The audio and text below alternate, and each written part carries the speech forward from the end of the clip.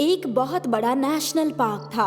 Park में काफी सारे जानवर रहते थे, जैसे कि टाइगर, लायन, वुल्फ और लोमड़ी जैसे बहुत से जानवर पार्क में थे। पार्क में जंगल सफारी का दौर भी शुरू किया गया था। हर रोज कई लोग जंगल सफारी का लुत्फ उठाते थे। अरे वो देखे टाइगर, अरे देखें कितना बड़ा है।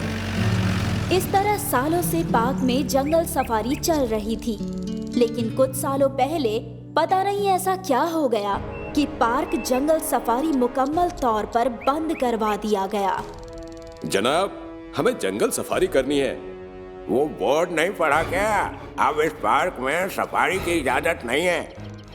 लेकिन क्यों? ऐसी क्या बात हो गई? ना अखबार में कुछ छप कर आया, ना किसी को कुछ पता चला।